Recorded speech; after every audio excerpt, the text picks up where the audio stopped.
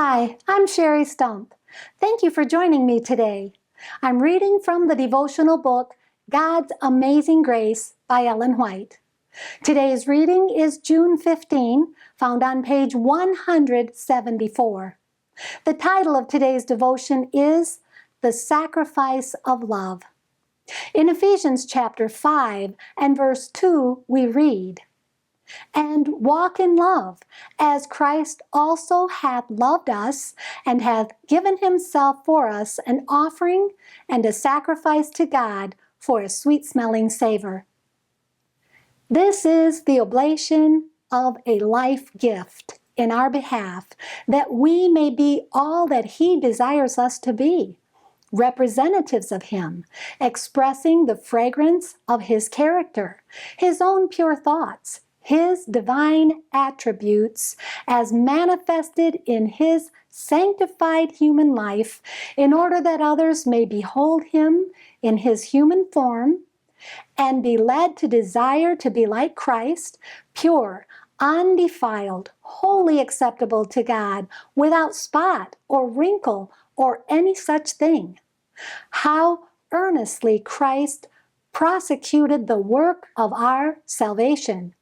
What devotion his life revealed as he sought to give value to fallen man by imputing to every repenting, believing sinner the merits of his spotless righteousness. How untiringly he worked in the temple and in the synagogue, in the streets of the cities, in the marketplace, in the workshop, by the seaside, among the hills. He preached the gospel and healed the sick. He gave all there was of himself that he might work out the plan of redeeming grace. Christ offered up his broken body to purchase back God's heritage, to give man another trial.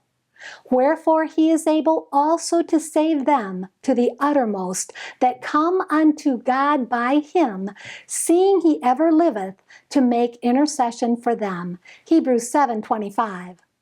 By his spotless life, his obedience, his death on the cross of Calvary, Christ interceded for the lost race.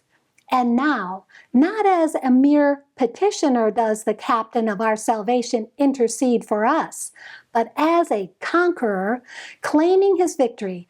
His offering is complete, and as our intercessor, he executes his self-appointed work, holding before God the censer containing his own spotless merits and the prayers, confessions, and thanksgiving of his people. Perfumed with the fragrance of his righteousness, these ascend to God as a sweet savor. The offering is wholly acceptable, and pardon covers all transgression. Thank you for being with me today. Please join me tomorrow when we'll read about how heaven itself was imperiled. And may God bless you abundantly, above all you can ask or think.